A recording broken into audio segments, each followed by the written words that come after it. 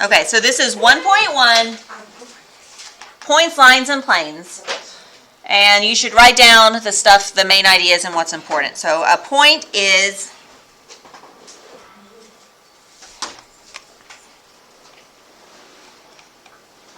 a location. Hold on. Draw. Red.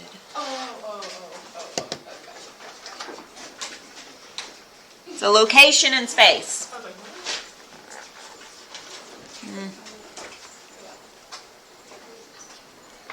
In space. Where space is defined as the set of all points. So everything, all points, that's space. And a point is defined as a location in space. A point has no size. So no dimension. So like 1D, 2D, 3D, a point, it doesn't have a dimension. It's just a point. It is represented by a small dot with a letter next to it. So a point is named by a capital letter. That's important. So this is point C. I don't like this stuff here. So it would be, I think that's fine. Point C, it's a dot with a capital letter. There's not really a symbol, like in writing for it. That's kind of it right there, a point. So then a line,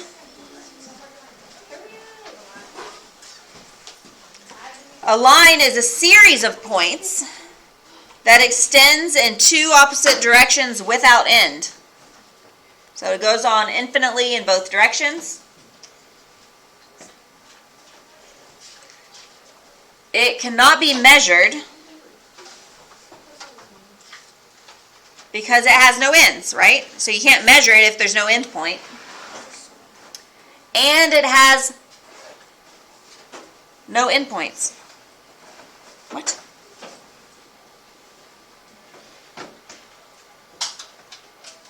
No.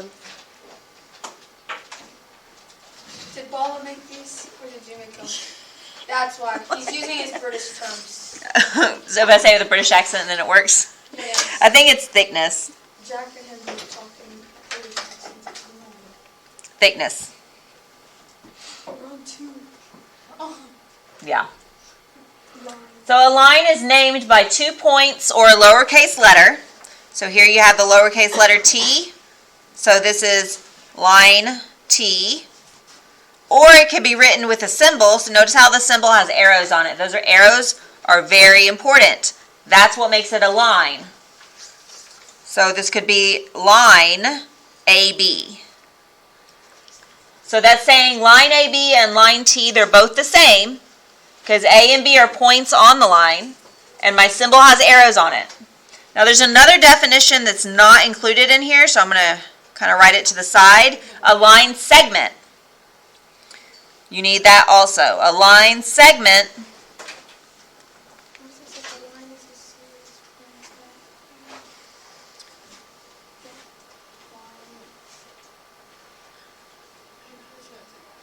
So, quick definition for a line is a series of points without end. Line segment, part of a line having 2 endpoints. Just part of a line, that's fine. That's the thing about like learning to take notes. You only need to grab the information, summarize it to what makes sense to you.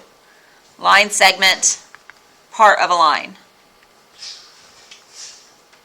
For clarification, I'm going to write it all out with 2 endpoints. So if I have a line segment EF, it looks like that. It doesn't continue on forever. It's just a part of a line. And I can write the symbol, or in short notation, as EF with a straight line on top. I don't have the arrows. And that's the big difference here is this one. Oh, I can't see.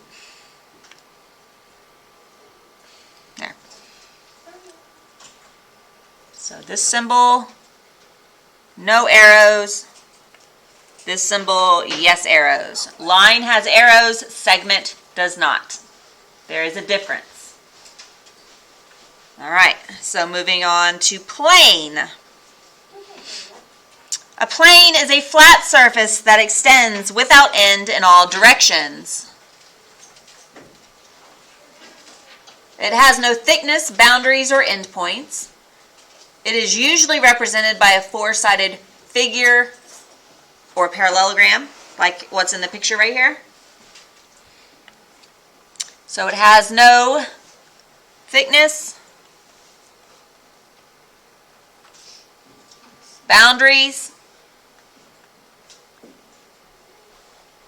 or endpoints. And since you can't draw something that has no boundaries or endpoints, we use this parallelogram to represent a plane.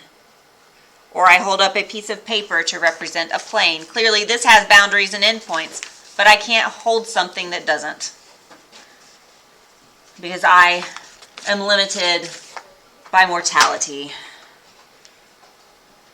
Alright, so a plane is named by either a single letter or at least 3 of its non-collinear points. What really bugs me about these notes is the next definition is collinear. I haven't defined it yet. I'm using a word I haven't defined.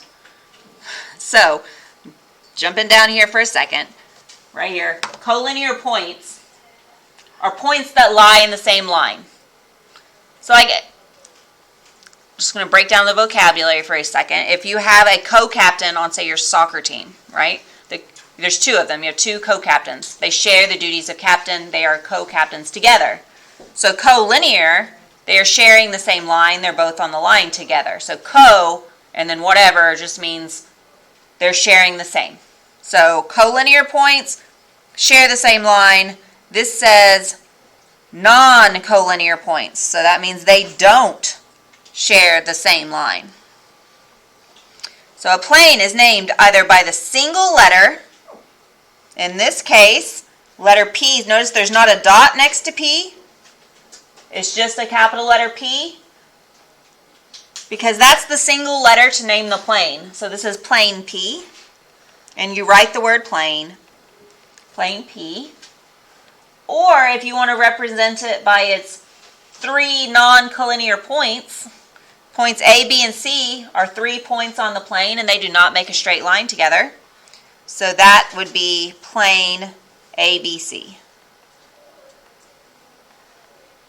Or CBA, or BAC, whatever order. Order doesn't matter on those. And there's not a symbol for plane. Alright, so I just defined collinear, points that lie on the same line. Non-collinear, points that do not lie on the same line.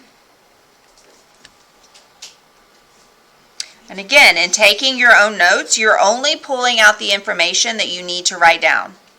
It probably won't be the same as the person sitting next to you. Everyone has their own take on their own personal notes, right? And also everyone has a link to my OneNote so they can reference mine if there's holes in your notes and you missed something. Alright, so are points E, F, C collinear? Here's E, here's F, here's C. Are those collinear points? Yeah? Right, because they're on the same line. Yes. If so, name the line on which they lie. There's lots of ways to name this line. We just talked about that. You could use the lowercase letter, or you could use 2 of its points with the symbol with the line on top. I'm going to go ahead and just call this line M for now. So they all lay on line M. Are points E, F, D collinear? Alright, so I'm going to erase these. E, F, D. No, those are not. D and F are not on the same line. So, no. If so, well, they're not, so we don't have to do the next part. Name line M in 3 other ways. Alright, so earlier I named line M. Another way would be take 2 of its points. E, F with a symbol with arrows, because remember it is a line, it's not a line segment. Line segment EF is different than line EF. And the arrows are very important to tell me that. Okay, or I could take EC. EC represents the same line. Or I could say CF. So I just named line M in 3 other ways. Okay. Next we have coplanar and non-coplanar. Similar to collinear and non-collinear. Coplanar is points and lines in the same plane. Makes sense, right? Collinear on the same line, coplanar on the same plane. Non-coplanar, points and lines not in the same plane. All right, so we're going to name 3 coplanar points. 3 points on the same plane. Can everyone see the 2 planes? Like, they make sense? One's horizontal, one's vertical. Good there? All right, so if I'm going to name 3 coplanar points, I'm just going to pick one of them. It doesn't matter. I'm going to go ahead and just pick the vertical plane. So I'm looking at this plane. And I want 3 points on that plane. That's plane P, by the way, because there's a capital letter P that doesn't have a dot next to it. B, E, D. Those are all on the vertical plane, plane P. Are 2 points always collinear and coplanar? It's kind of a tricky question because part of it's true and part of it's false. So that makes the entire thing false because both parts have to be true in order for it to be true. But if we just look at, are 2 points always collinear? Yes. Right? That's definition of line is there's exactly one line between any 2 points. So it doesn't matter if I chose point B and point C. They're not on the, it's not a line. They're not on the same plane, but I could, well, I can't evidently draw a line to point C, but if I could, then there would be a line between them. It doesn't matter that they're not in the same plane. It's still a line, but they're not coplanar. So the first part is yes, and the second part is no, so then the answer is no. We're going to get to the logical reasoning in Unit 2. Yeah, that's always fun. And we'll get to the rules on what makes it true or false. But for now, name 3 points in plane R. So I'm switching over to the horizontal plane. And this was plane R, so I'm looking at that plane now. 3 points, point A, point E, point C. Those are all there. In any order. Name 3 points in plane P. I already did that. Right? Plane P was the vertical one. It's this one. So it's B, D, or D, B, E, it doesn't matter which order. Name 2 non-coplanar points. So that means 2 points not in the same plane. All right. What about B and C? They're not in the same plane. Name a point in both planes. There's only 1 point that is in both planes. And it is point E. And then last, the intersection of 2 planes is what? So let's see where these 2 planes intersect or touch. They touch all along here, right? So the 2 planes, I can't draw a line today. There we go. They intersect in a line, and that line is line T. two planes intersect in a line. All right, next is postulate. So first, I'm going to use the word postulate all year long. So where I'm first going to define what it is. It is an accepted statement of fact. Postulates are accepted as true without proof. A postulate is a self-evident truth. So really all you need from that is accepted as true without proof. So it's just like it just makes sense. It's kind of common sense. I don't really need to use a mathematical proof to prove it. So when I have a theorem, I have to prove it with math. If I have a postulate, it's just accepted. All right, so the first postulate is through any 2 points, there is exactly one line. And there it is. That's why it's a postulate. The next one, if 2 lines intersect, they intersect in exactly 1 point. Here it's point C, because if they intersect in more than 1 point, that means they're the same line, like one on top of the other. There's no way to make 2 straight lines intersect more than once. And then the next one is if 2 planes intersect, they intersect in exactly a line. So this line is the intersection of these 2 planes.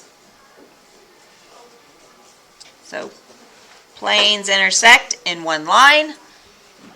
Lines intersect in 1 point. And the last one is through any 3 non-collinear points, there's exactly 1 plane. So just like you can draw one line between any 2 points, you can draw a plane between any 3 points. So like here to here, and then pick another one, it doesn't matter where, and you can make a surface between any 3 points.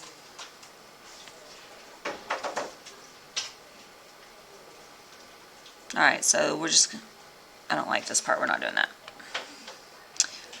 All right, so this last part, we're just going to look at this diagram, and I'm going to draw it, mark it up. What is the intersection of plane HGFE?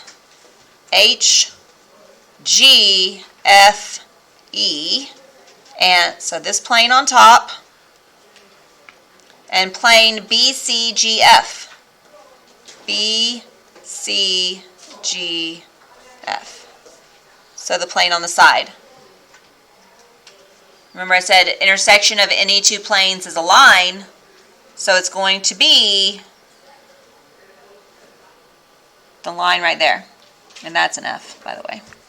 So that's line FG or line GF, which is FG.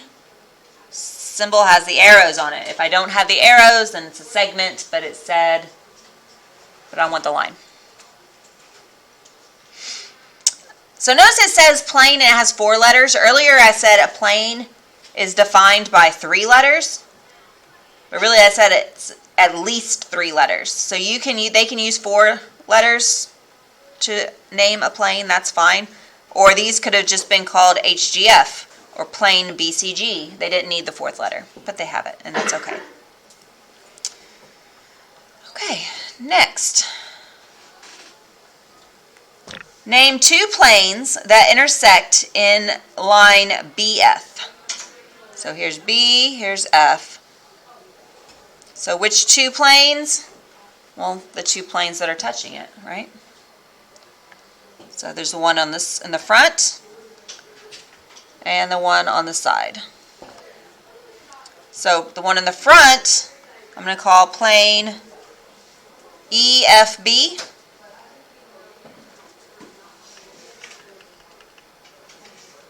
And then the one on the right side, FBC. Plane FBC.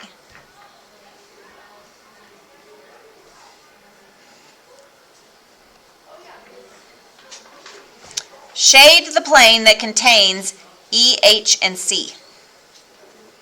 Here's E, here's H, here's C. So can everyone see where the plane is? It's a diagonal plane that's slicing through the cube. right there. Name another point that is in the same plane as points A, B, C. Here's A, here's B, here's C. The other point has to be, yeah, point D, right there.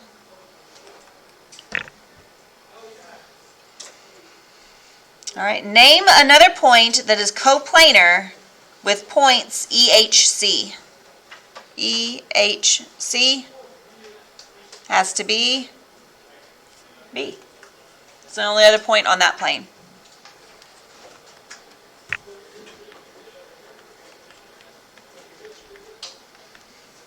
And I don't like that part at the end, so I'm not going to do it. All right, so that's your notes for today. Again, you should be doing some of these notes on paper so you're remembering the stuff as it helps you remember it if nothing else. When you write something down, you're more likely to remember what you wrote than you are just what you heard. And then your homework or your assignment, because you do have plenty of time still in class, is going to be in the online textbook. We're not doing them in It's Learning. I decided to do them in the online textbook. So when you sign into the SSO portal, like this right here, if you go to Connect Ed McGraw-Hill, okay, I'm not signed in, okay. Whatever, you get the green geometry textbook. You might have other textbooks that you see, like chemistry or something else. Your geometry textbook is green. Click on that. And when you get there, right here, it will probably have an assignment. Sometimes that works as a link for people, and sometimes it doesn't. I haven't ever figured that out. But if you go to the menu and then homework, it will always work, but I'm not signed in right now. So, menu and then homework. I can't click on it. But I might just be messing myself up. I can learn the shapes and sizes and ABCs. Whoa. Yeah. So you're going to go there and then go to the menu and go to homework. 1-1 should be in there. You're going to have 3 sections. Let me just sign in again. Oh wait, I got it. It's good.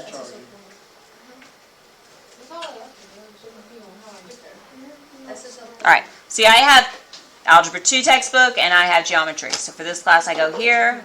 I'm going to go to your view, even though I'm not listed as a student, so you're not going to, you can't see the assignments. But here, or if there's nothing there, or you can't click in the homework part, go to the menu, homework, and it takes you to this blue screen. There's 3 sections. There's the due later, and the homework history. So after a due date passes, it moves down here to homework history. If you click on it and try to open it, it'll say the due date is passed. You can't do it. It's because you're in the wrong section. Here in the due later, it used to be, if it's more than 2 days before the due date, it would be in the due later section. But I set today's as Friday, and everyone seemed to be in the due section, so I don't know. It's not due later like D-O later, it's due later like the cutoff date is later. And these are organized by the cutoff date. So it doesn't matter which one it's in, you should still have access to do either one. After the 4 days, you can't have credit for it. I'm not taking late work or anything like that. That's plenty of time. So the cutoff is Friday morning. So you have Thursday night to do your work. Last. Right? It's only Monday. It's Monday. Yeah. You have plenty of time. It's 13 multiple choice questions. You can handle this, I promise. And we just did vocabulary. I think I got this. I think so too. Maybe. And I'm giving you time in class. Hopefully you'll get it done. And you don't have homework at all. So everyone should open it right now. Read through the questions. How do you get that? You got it. Everyone's going to have 2 attempts at every assignment. So you can do it, get it graded, and then do it again if you don't like your grade. At the end of your assignment, when you're finished, you'll get a report pop up on the screen. You should right-click on that report and save it. And then maybe make a folder on your desktop that is geometry homework reports. Because that report 1, if I have a 0 in the grade book and it says you didn't do it, and you say you did do it, if you have that report, clearly you did it, and you can show it to me. Another reason to save that is it tells you everything you did wrong. Well, I mean, it shows you which questions you got right and which ones you got wrong. So when it comes time to study, you know what you have a problem with. And another reason is you get 2 attempts at your homework. So if you have the report of what you missed the first time, maybe don't do the exact same answers on the second time. You know? Smart thinking. And you have 1 check for every problem. So you can work through it, check your answer. If it says your answer is wrong, you can change your answer for full credit. So everybody gets a check. All right, that's all I got.